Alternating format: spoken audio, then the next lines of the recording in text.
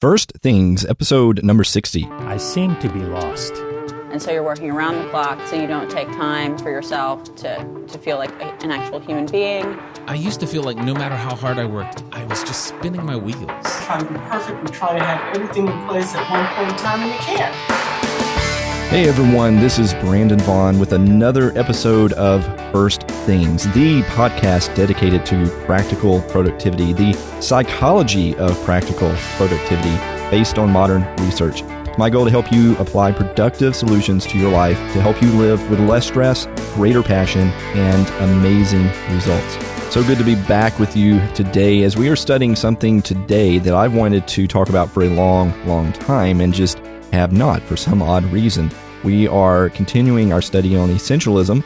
We are in the chapter this week dealing with sleep, and we're going to get into some issues of sleep today, which is going to be very fun, and I can't wait to get into that. But a few things before we get going today. First of all, I want to remind you about the survey that I have going on right now. As of this week, I actually have 15 people who have responded to that survey, so thank you so much, everyone who has responded so far. I'm going to review the answers more later. I did peek a little bit, but not very much because I want to see everyone's responses as a whole. Probably keep that survey going for at least a couple more weeks to give people a chance to take that. You can go to firstthingsproductivity.com/survey, or you can go to the episode, this particular episode, the show notes for that. There'll be a link for that. And again, remember, things is plural. First Things with an S, productivity.com/survey. Only about 10 questions. It can be completely anonymous unless you want me to contact you. But if you want me to contact you, why don't you just email me, because I have my own email address specifically for this show. It is me, M-E, at brandonvaughn.com. V as in Victor, A-U-G-H-N. You can email me directly for that. By the way, I did peek. One of the things that someone did ask is they were curious if I was available for speaking. I didn't read the full comment, but it sounded like someone wanted me to come to maybe speak to their organization or their team or something like that. And yes, I would love to do things like that and would definitely consider that. And if you're listening to the show, just email me and we can talk about that. I want to give a shout out to Jackie from Canada who emailed me. I think is the first one who has emailed me from this show on my email list. So thank you so much. She mentioned that she was looking forward to the next series that we're going to be covering over the learning series. Gave me lots of great suggestions for some future episodes. And so Jackie, thank you. Also, I'm working on an email list. I want to do this right. I'm going to offer things that can help you. And if you sign up for this, you can keep in touch with me better. And some of the things that I'm going to be writing, many of these I will probably be giving away for free to people that are really invested in this show, who want to know about this show, who want to be on this journey with me. And I'll be giving those away pretty much for free, asking for your help, for your consideration, for your advice, things like that. But I am working up a small guide right now over stinking thinking. And what are some types of stinking thinking? How do we deal with stinking thinking? And I'm putting this together. I'm hoping by October I can launch this little thing with an email list and give that out. By the way, I don't know if you guys have ever seen the TV show Lost, but I just finished watching that again for the second time. I went through the entire 7 seasons. I did this several years ago, and when I watched it, it was all new to me, and I watched it on Netflix and went all the way through that to honestly be a bit disappointed with the ending like some people were. And I wanted to watch it again. For some reason, I had it on my mind, so I literally watched all 7 seasons in like a matter of a few weeks. And it was so much better this time because I knew how it ended, and I didn't go into it with any preconceived idea of what it should have been.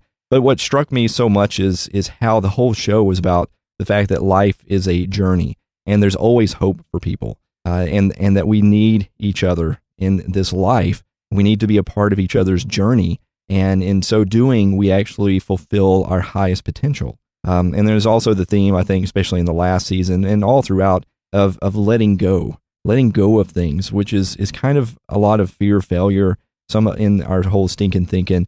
I've learned as much as possible to try to approach life with a loose grip, not a tight grip. The tighter you hold on to life, it seems like the worse it can be. But I'm curious if any of you are really big Lost fans. Send me a message up on Facebook or email me about it. I'm curious your thoughts on that. By the way, Vanessa Van Edwards, who did a interview with us on body language, is doing a 30-day course right now on creativelive.com called Master Your People Skills. And this is going to be free for the next 20 or so days. And I've been watching it as I have a chance. It's about an hour or 2 hours a day that she's going through a 30-day transformation on your people skills. And she's talking about effective communication, about how to make a difference in your emails as well as your face-to-face interaction, how to use your body language. And it's really good. And you know, guys, I don't really advertise a whole lot of stuff out there. I mean, a few books that we cover on this podcast and a few courses here and there.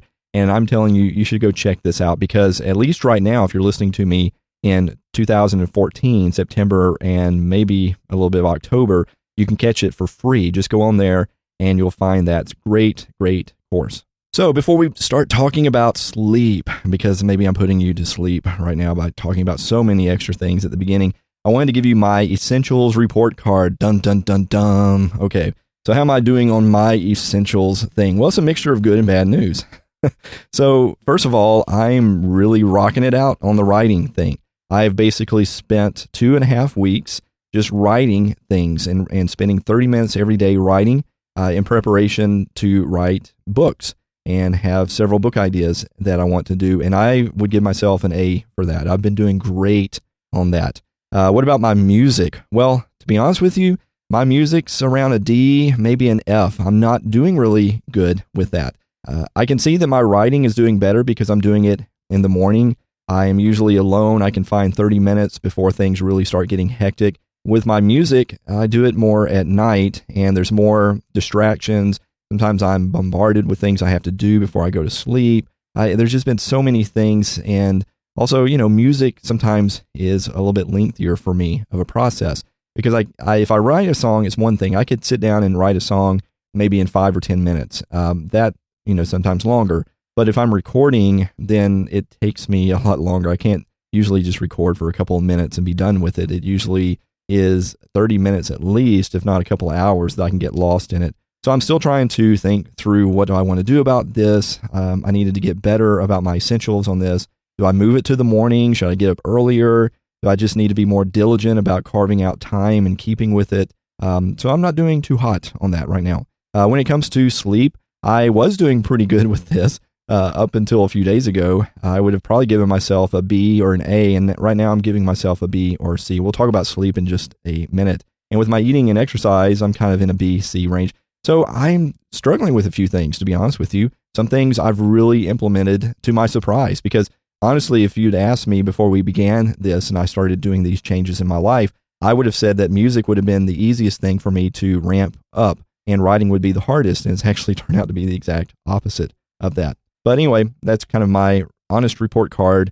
And so maybe I get detention. But if any of you guys, especially, I tell you what, if any of you guys are creative, guys and gals, I'm speaking to everyone who's listening to me. And if you are creatives, meaning you write, you paint, you do music, do anything like that, and if you have any secrets for me that you think, you know, I would love to let Brandon know about this because it may help him. It sure has helped me kind of carve out time to do things in that creative space.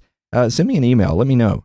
I'd be interested. I have some ideas. I know I've gotten this to work in my life before, but the last few weeks, it just hasn't quite taken off like I want to, and I'm making amends. I'm working on things to put it into place, but always looking for new ideas of things that worked for people.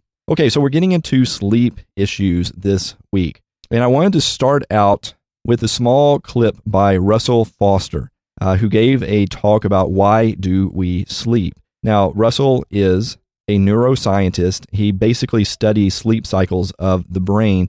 And this is a talk where he basically asked, what do we know about sleep? I mean, we spend almost 1/3 of our lives doing it. Why do we do it? And he goes through some popular theories about why we sleep. He talks about some of the myths about how much we sleep at different ages and how it can be used as a predictor of mental health. And I'm not going to play you the entire clip. I'll put a link in my show notes that you can watch the entire clip, but I just wanted to set the frame of mind for what we're going to be talking about today with sleep. What I'd like to do today is talk about one of my favorite subjects, and that is the neuroscience of sleep.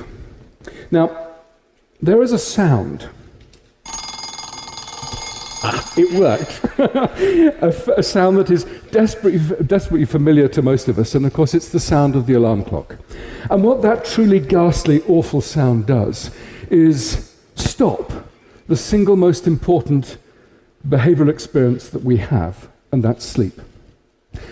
If you're an average sort of person, 36% of your life will be spent asleep, which means that if you live to 90, then 32 years will have been spent entirely asleep. Now, what that 32 years is telling us, that sleep at some level is important. And yet, for most of us, we don't give sleep a second thought. We throw it away. We really just don't think about sleep. And so what I'd like to do today is change your views, change your ideas and your thoughts about sleep. And the journey that I want to take you on, we need to start by going back in time.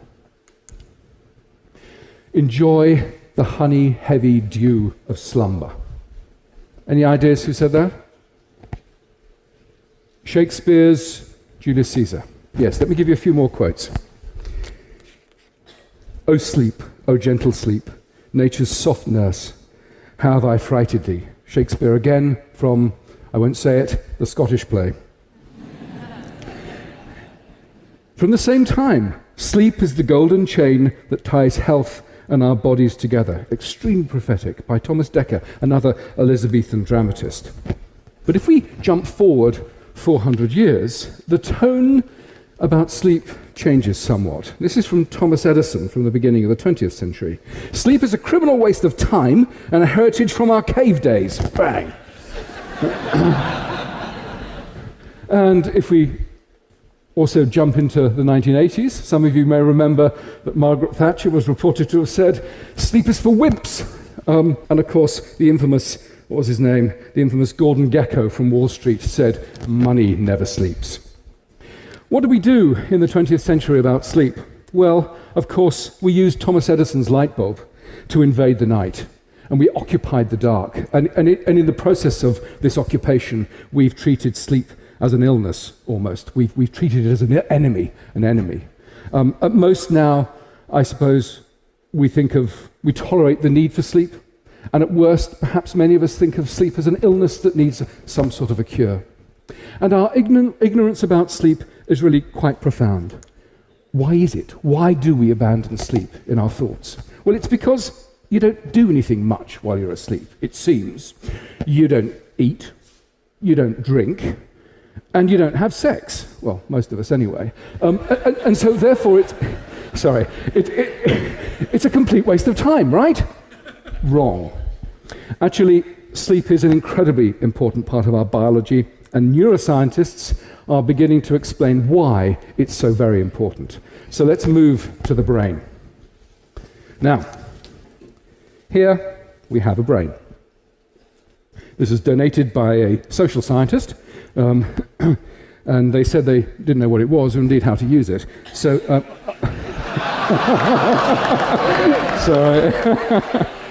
so I borrowed it. I don't think they noticed. Okay. The point I'm trying to make is that when you're asleep, this thing doesn't shut down. In fact, some areas of the brain are actually more active during the sleep state than during the wake state.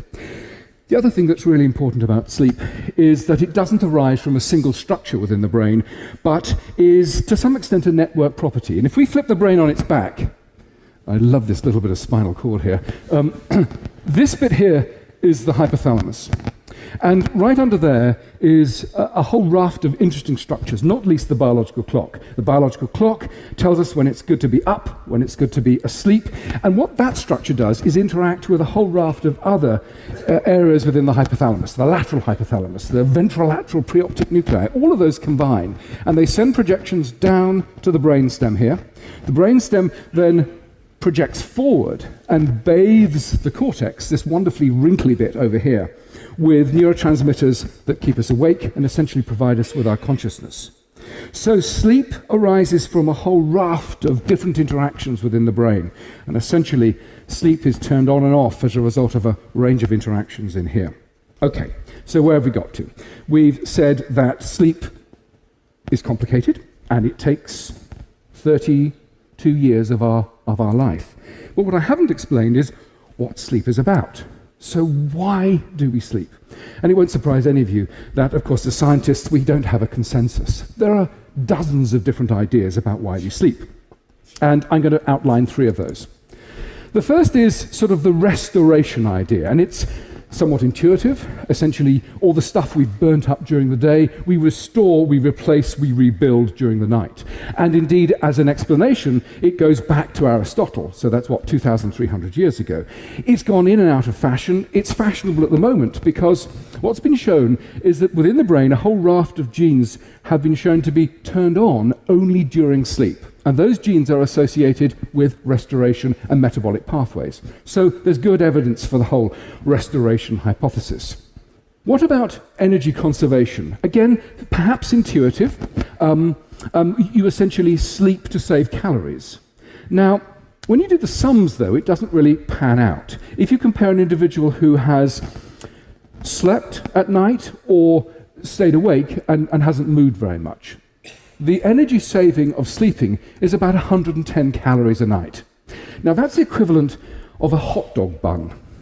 Now, I would say that a hot dog bun is kind of a meager return for such a complicated and demanding behavior as sleep. So I'm less convinced by the energy conservation idea.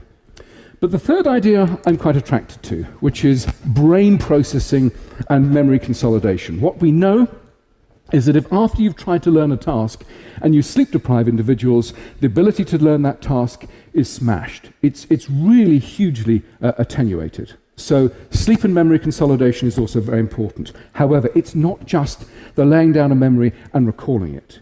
What's turned out to be really exciting is that our ability to come up with novel solutions to complex problems is hugely enhanced by a night of sleep. In fact, it's been estimated to give us a 3-fold advantage. Sleeping at night enhances our creativity. And what seems to be going on is that in the brain, those neural connections that are important, those synaptic connections that are important, are linked and strengthened, while those that are less important tend to sort of fade away and be less important. Okay, so we've had 3 explanations for why we might sleep. And I think the important thing to realize is that the details will vary, and it's probably we sleep for multiple different reasons. But sleep is not an indulgence. It's not some sort of thing that we can take on board rather casually. I think sleep was once likened to an upgrade from economy to business class, the equivalent of. It's not even an upgrade from economy to first class. The critical thing to realize is that if you don't sleep, you don't fly. Essentially, you never get there. And what's extraordinary about much of our society these days is that we are desperately sleep deprived. So let's now look at sleep deprivation. Huge sectors of society are sleep deprived, and let's look at our sleepometer. So in the 1950s, good data suggests that most of us were getting around about 8 hours of sleep a night. Nowadays, we sleep 1.5 to 2 hours less every night. So we're in the sort of 6.5 hours every night league. For teenagers, it's worse, much worse. They need 9 hours for full brain performance, and many of them on a school night are only getting 5 hours of sleep. It's simply not enough. If we think about other sectors of society, the aged. If you are aged, then your ability to sleep in a single block is somewhat disrupted, and many sleep, again, less than 5 hours a night. Shift work is extraordinary. Perhaps 20% of the working population, and the body clock does not shift with the demands of working at night. It's locked onto the same light-dark cycle that the rest of us. So when the poor old shift worker is going home to try and sleep during the day, desperately tired, the body clock is saying, wake up. This is the time to be awake. So the quality of sleep that you get as a night shift worker is usually very poor, again, in that sort of 5-hour region. And then, of course, tens of millions of people suffer from jet lag. So who here has jet lag? Well, my goodness gracious. Well, thank you very much indeed for not falling asleep, because that's what your brain is craving. One of the things that the brain does is indulge in microsleeps, this involuntary falling asleep, and you have essentially no control over it. Now, microsleeps can be sort of somewhat embarrassing, but they can also be deadly. It's been estimated that 31% of drivers will fall asleep at the wheel at least once in their life. And in the US, the statistics are pretty good. 100,000 accidents on the freeway have been associated with tiredness, loss of vigilance, and falling asleep. 100,000 a year is extraordinary. At another level of terror, we dip into the tragic accidents at Chernobyl and indeed the Space Shuttle Challenger, which was so tragically lost. And in the investigations that followed those disasters, poor judgment as a result of extended shift work and loss of vigilance and tiredness was attributed to be a big chunk of those disasters. So, when you're tired and you lack sleep, you have poor memory, you have poor creativity, you have increased impulsiveness, and you have overall poor judgment. But my friends, it's so much worse than that. If you are a tired brain, the brain is craving things to make it up. So drugs, stimulants, caffeine represents the stimulant of choice across much of the Western world. Much of the day is fueled by caffeine, and if you're a really naughty, tired brain, nicotine. And of course, you're fueling the waking state with these stimulants, and then of course it gets to 11 o'clock at night, and the brain says to itself, well actually I need to be asleep fairly shortly. What do we do about that when I'm feeling completely wired? Well, of course you then resort to alcohol. Now alcohol, short term, once or twice to use to mildly sedate you, can be very useful. It can actually ease the sleep transition. But what you must be so aware of is that alcohol doesn't provide sleep, a biological mimic for sleep. It sedates you. So it actually harms some of those neural processing that's going on during memory consolidation and memory recall. So it's a short-term acute measure, but for goodness sake, don't become addicted to alcohol as a way of getting to sleep every night. Another connection between loss of sleep is weight gain. If you sleep around about 5 hours of less every night, then you have a 50% likelihood of being obese. What's the connection here? Well, sleep loss seems to give rise to the release of the hormone ghrelin, the hunger hormone. Ghrelin is released, it gets to the brain says, I need carbohydrates. And what it does is seek out carbohydrates, and particularly sugars. So there's our link between tiredness and the metabolic predisposition for weight gain. Stress. Tired people are massively stressed. And one of the things of stress, of course, is loss of memory, which is what I'm sort of just then had a little lapse of. But stress is so much more. So if you're acutely stressed, not a great problem, but it's sustained stress associated with sleep loss that's the problem. So sustained stress leads to suppressed immunity. And so tired people tend to have higher rates of overall infection, and there's some very good studies showing that shift workers, for example, have higher rates of cancer. Increased levels of stress throw glucose into the circulation. Glucose becomes a dominant part of the vasculature and essentially become glucose intolerant, therefore diabetes too. Stress increases cardiovascular disease as a result of raising blood pressure. So there's a whole raft of things associated with sleep loss that are more than just a mildly impaired brain, which is where I think most people think that sleep loss resides. So at this point in the talk, this is a nice time to think, well, do you think on the whole I'm getting enough sleep? So quick show of hands. Who feels that they're getting enough sleep here? Oh, well, that's pretty impressive. Good, we'll talk more about that later, about what your tips. So most of us, of course, ask the question, well, how do I know whether I'm getting enough sleep? Well, it's not rocket science. If you need an alarm clock to get you out of bed in the morning, if you are taking a long time to get up, if you need lots of stimulants, if you're grumpy, if you're irritable, if you're told by your work colleagues that you're looking tired and irritable, chances are you are sleep deprived. Listen to them. Listen to yourself. What do you do? Well, and this is slightly offensive, sleep for dummies. Make your bedroom a haven for sleep. The first critical thing is make it as dark as you possibly can, and also make it slightly cool. Very important. Actually, reduce your amount of light exposure at least half an hour before you go to bed. Light increases levels of alertness and will delay sleep. What's the last thing that most of us do before we go to bed? We stand in a massively lit bathroom with looking into the mirror, cleaning our teeth. It's the worst thing we could possibly do before we went to sleep. Turn off those mobile phones, turn off those computers, turn off all of those things that are also going to excite the brain. Try not to drink caffeine too late in the day. Ideally, not after lunch. Now, we said about reducing light exposure before you go to bed, but light exposure in the morning is very good at setting the biological clock to the light-dark cycle. So seek out morning light. Basically, listen to yourself. Wind down. Do those sorts of things that you know are going to ease you off into the honey-heavy dew of slumber. Okay, that's some facts. What about some myths? Teenagers are lazy. No. Poor things. They have a biological predisposition to go to bed late and get up late, so give them a break. We need 8 hours of sleep a night. That's an average. Some people need more, some people need less. And what you need to do is listen to your body. Do you need that much or do you need more? That's simple as that. Old people need less sleep. Not true. The sleep demands of the aged do not go down. Essentially, sleep fragments and becomes less robust, but sleep requirements do not go down. And the fourth myth is early to bed, early to rise makes a man healthy, wealthy, and wise. Well, that's wrong at so many different levels.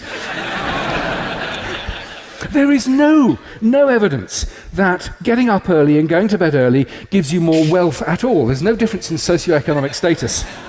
In my experience, the only difference between morning people and evening people is that those people that get up in the morning early are just horribly smug. Okay, so for the last few minutes, what I want to do is change gears and talk about some really new and breaking areas of neuroscience, which is the association between mental health, mental illness, and sleep disruption. We've known for 130 years that in severe mental illness, there is always sleep disruption. But it's been largely ignored. In the 1970s, when people started to think about this again, they said, yes, well, of course you have sleep disruption in schizophrenia because they're on antipsychotics. It's the antipsychotics causing the sleep problems, ignoring the fact that for 100 years previously, sleep disruption had been reported before antipsychotics. So what's going on? Lots of groups, several groups, are studying conditions like depression, schizophrenia, and bipolar, and what's going on in terms of sleep disruption. We have a big study, which we published last year, on schizophrenia, and the data were quite extraordinary. In those individuals with schizophrenia, much of the time they were awake during the night phase, and then they were asleep during the day. Other groups showed no 24-hour patterns whatsoever. Their sleep was absolutely smashed, and some had no ability to regulate their sleep by the light-dark cycle. They were getting up later and later and later and later each night. It was smashed. So what's going on? And the really exciting news is that mental illness and sleep are not simply associated, but they are physically linked within the brain. The neural networks that predispose you to normal sleep give you normal sleep, and those that give you normal mental health are overlapping. So Greg McEwen starts out his sleep chapter, which is chapter 8, with a quote from Mahatma Gandhi. Gandhi said, "Each night when I go to sleep, I die. And the next morning when I wake up, I am reborn." I think if you ask many people how much they sleep per night, they will say anywhere from 4 to 9 hours is kind of the range. And most people, especially those who consider themselves very busy type of people, would probably say on average they sleep about 4 to 6 hours a night. Greg says this in his book: "The best asset we have for making a contribution to the world is ourselves. If we underinvest in ourselves, and by that I mean our minds, our bodies, and our spirits, we damage the very tool we need to make our highest contribution. One of the most common ways people, especially ambitious, successful people, damage this asset is through a lack of sleep." The fact is, we push ourselves quite a lot.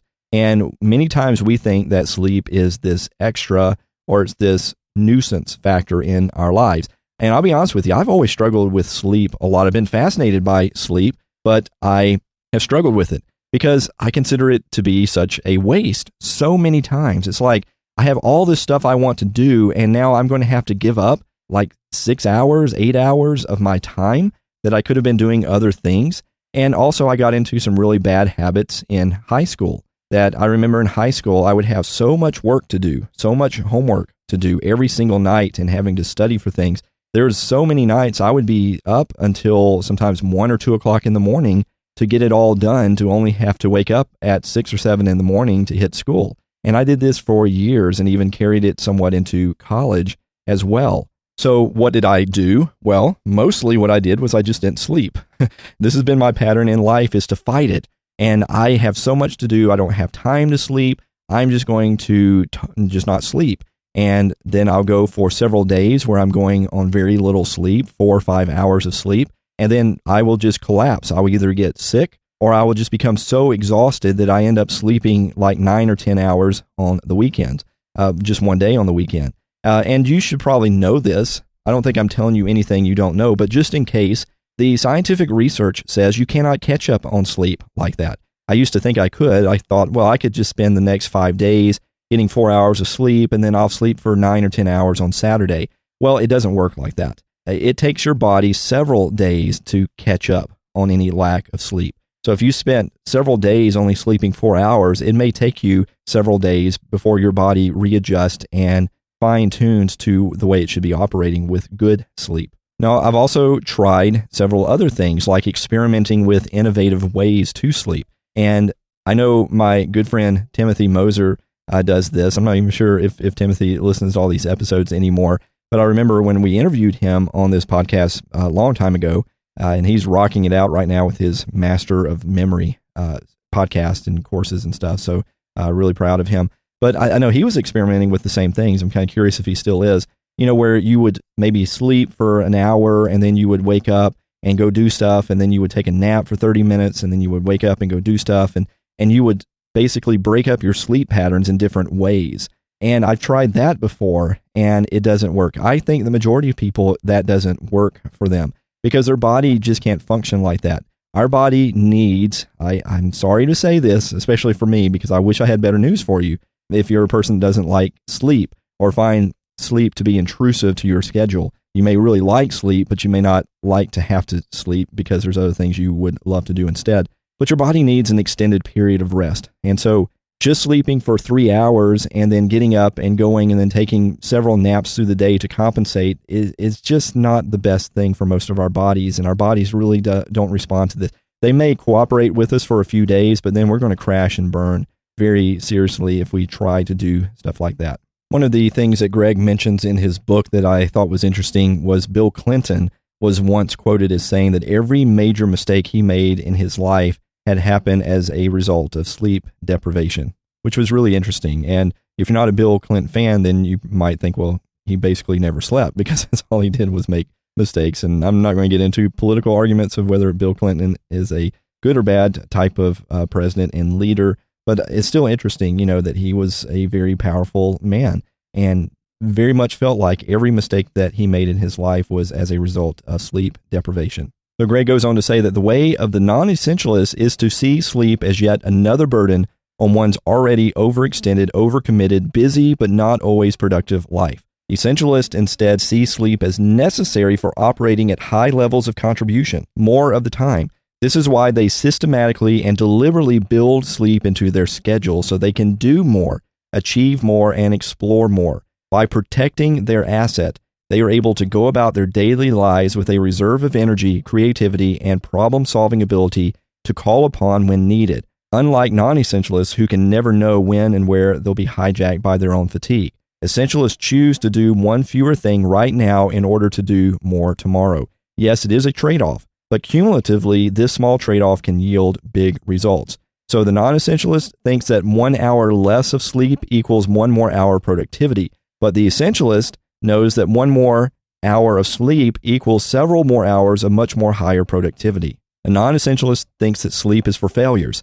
A essentialist thinks that sleep is for high performers. A non-essentialist thinks that sleep is a luxury, whereas an essentialist thinks that sleep is a priority. Non-essentialist thinks that sleep breeds laziness, but an essentialist believes that sleep breeds creativity. A non-essentialist thinks that sleep gets in the way of doing it all, but an essentialist knows that sleep enables the highest level of mental contribution. Now, I just wrote a blog article about sleep that you might find interesting. I quote some of the research on sleep. And if you want to go see that article, you can just go to my webpage and it should be there up at the top, called The Great Sleep Mystery. Or you can go to firstthingsproductivity.com/sleep-mystery and it will take you to the Great Sleep Mystery page. And I talk about a lot of different things in there, some basic secrets to good night sleep. And I also will provide up some other links to some secrets to a good night's sleep, such as sleeping in darkness. I mean, some of these things are just obvious and common sense, of keeping your bedroom temperature less than 70 degrees. So many things that, I think many of us know to some degree or another. So let me talk a little bit about some research about how much we should sleep. And then let me give you a few tools that I use to help me in my sleep patterns and to pull off the sleep that we have. One of the things interesting in the book that he goes into is a study that was done by K. Anders Ericsson, who studied some very famous violinists and was basically looking at what makes violinists better than each other.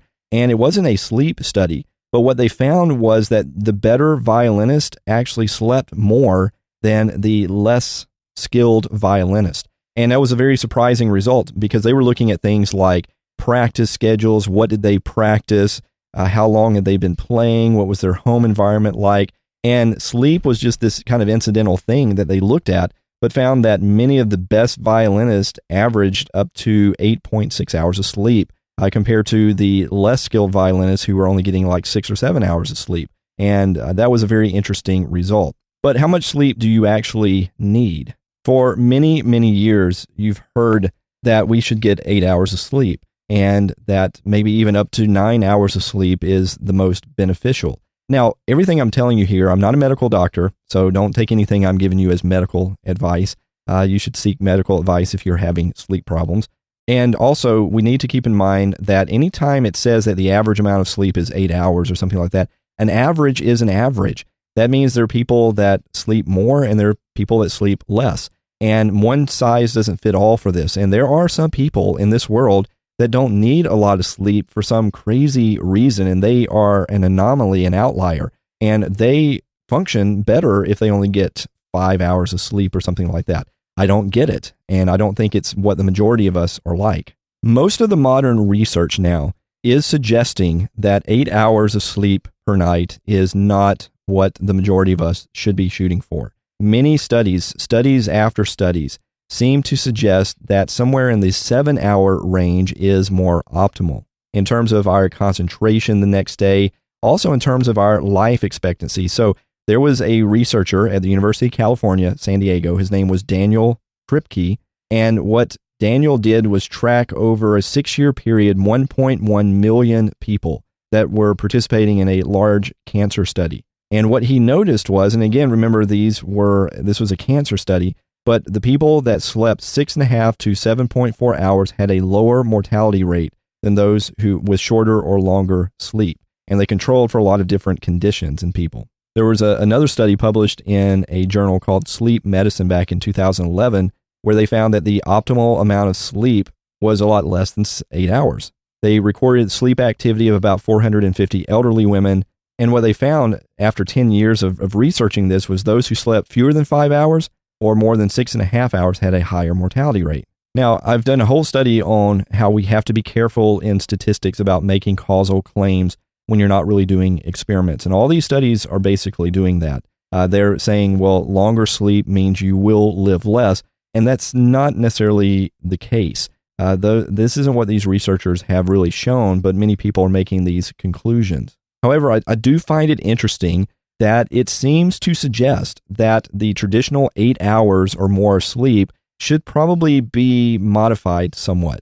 And that is that you still need a good amount of sleep, but probably somewhere in the 7 up to 8 hour range is more typical of what most people should be doing.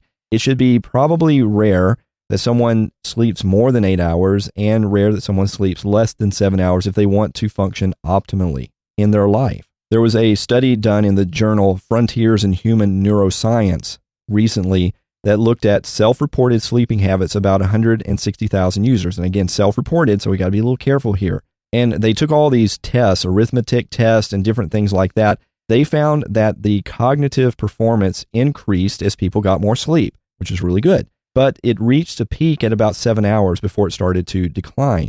So in other words, the people that were self-reporting more than 7 hours of sleep per night actually started doing a little bit worse on these particular types of tests. Now, I do think, even though some people feel like these are myths, I do think that your age is important. So if you're talking about school-age children, then they're probably going to need at least 10 hours of sleep a night.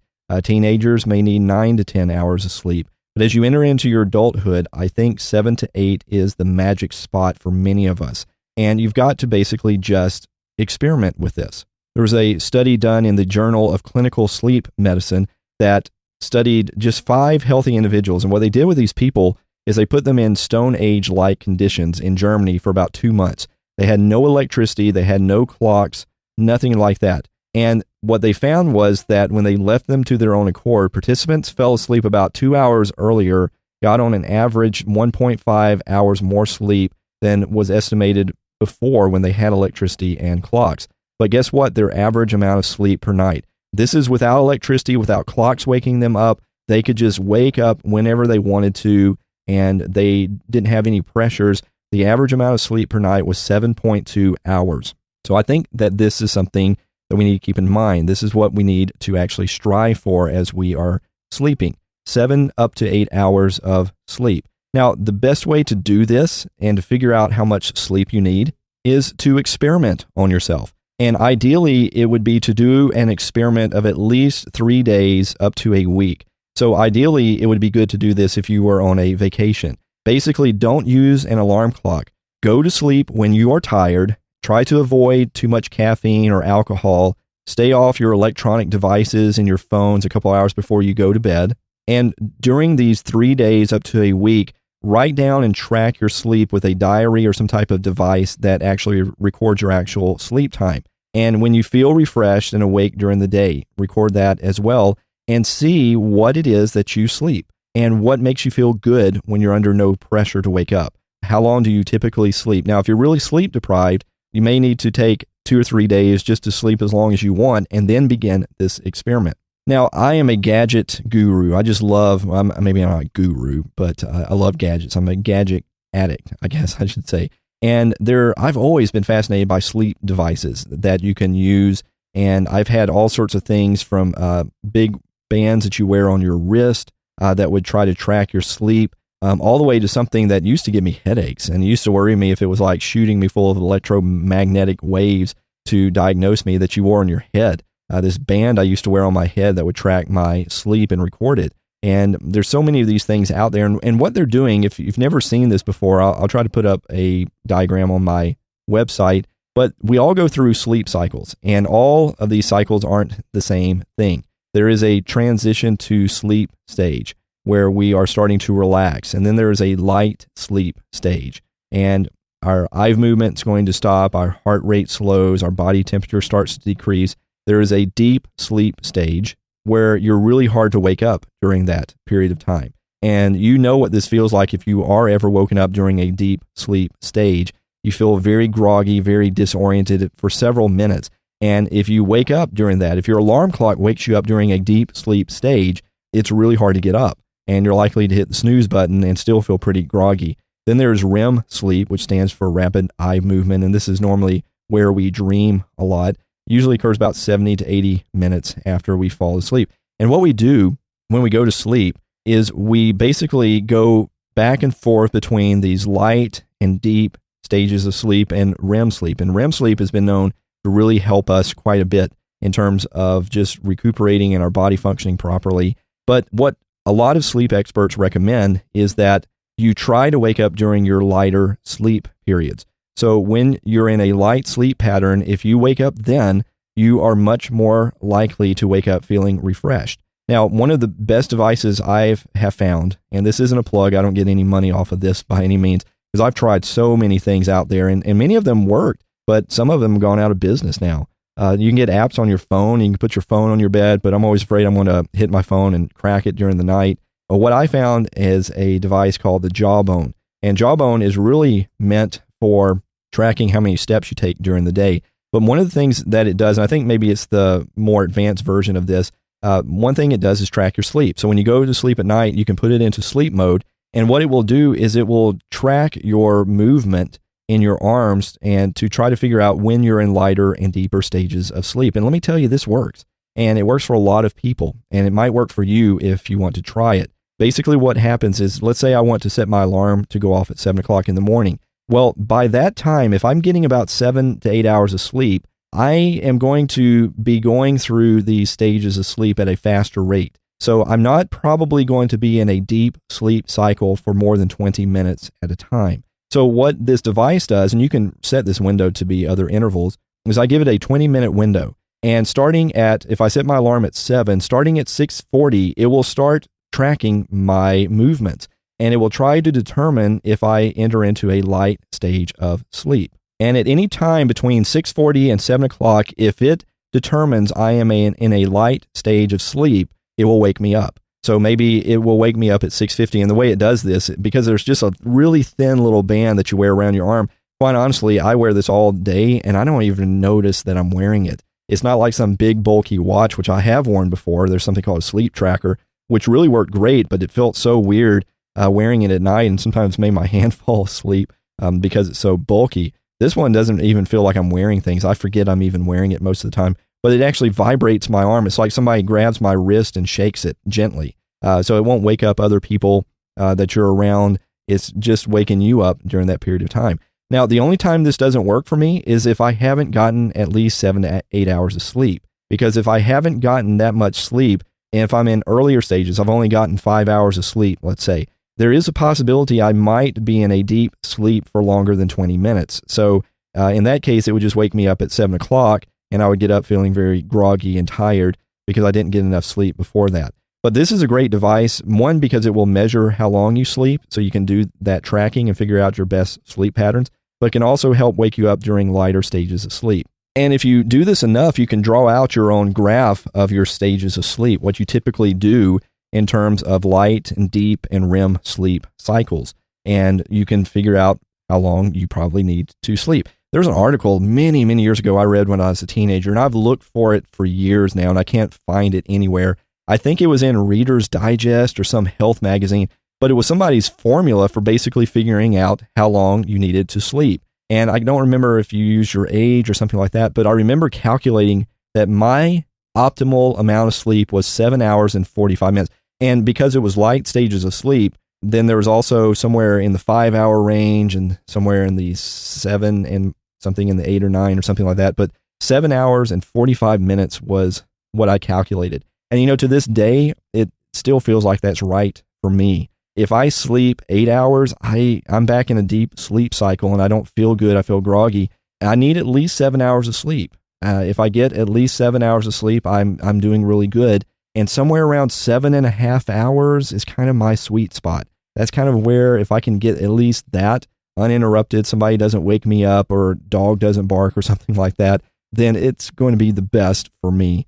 And every single one of us is individual. So don't take my time and assume that it will necessarily work for you, but you should experiment with this. But here again is where I've come to in my life. I've come to the point in my life, as much as I don't want to admit it, I need at least 7 hours of sleep per night. I cannot do with less than that. And if I do, I'm not going to be at my best the next day, and I'm not doing very good health-wise either. I've got to have at least that amount of sleep. When I went through some exercise programs a couple of years back, I realized again that if I wanted to lose weight, it was the strangest thing. I had to get enough sleep, that I could work out so many hours during the day and eat so good. I mean, just tremendous eating patterns.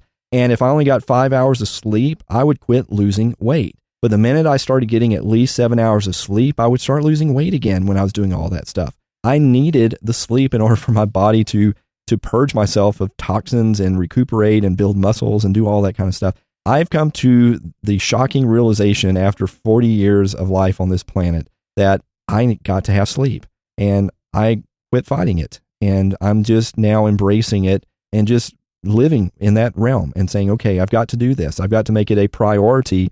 It's got to be an essential thing for me, and I've got to just cut it off. So I'm coming up to this hour, and I know this is the time I'm going to get up the next morning. I've got to stop doing whatever I'm doing and go to bed. Now, I'm doing better about that. I've still got to do a little bit better with this, but I'm so much better than I was before on this whole front. So anyway, I hope that helps a little bit today to talk about the essential nature of sleep, to talk about a little bit of the research, and to encourage you to go and experiment in your life to see how much sleep you really need. to not assume it's optional, to not assume you can function without it, but to consider that for the essentialist, you need it, and you need to prioritize it, and you need to guard it, and you need to embrace it. Yes, I know you'll spend a third of your life doing nothing but sitting there dreaming of things, but you need that, and your body can't function without it. My recommendation, again, get at least 7 to 8 hours of sleep per night. I think that's the optimal area for most of us based on research.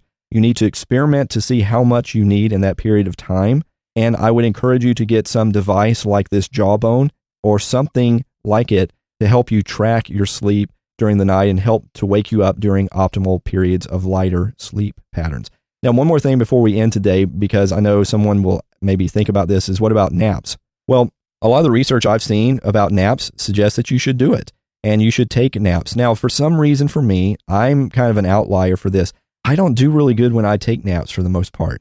What I find myself, and maybe it's because I have lived my life mostly sleep deprived, I find that if I take a nap during the day, I don't want to sleep 20 minutes, which is what a lot of research suggests is kind of good. 20 to 30 minutes is a good napping period during the day to really help you function properly. I have found for myself that if I take a nap, I want to sleep for 4 hours, and I wake up feeling incredibly groggy and disoriented. And I think it's probably because I'm so sleep deprived when I've done that in the past. That's why napping never has really worked for me. I did try it in one period of time, and it actually seemed okay. The problem I had then was I had no place to take a nap, because where I was working at the time, I couldn't ever find some place to get alone to take a nap. There was offices all around. People would be coming in, and it was just impossible to find some place to take a nap. So often I would go out in my car and take a nap. Well, in Texas weather in the summer, yeah, you're not going to go out to a 110 degree car and take a nap. In winter, it was a little bit better, but it was still a little nippy and cold out there. But it basically worked. I would suggest that you play around with that, but don't feel obligated. You may be an outlier as well, but research shows that for a lot of people, taking naps is a very good thing. And so I would encourage you to consider doing that as well if you have opportunity to do that during the day.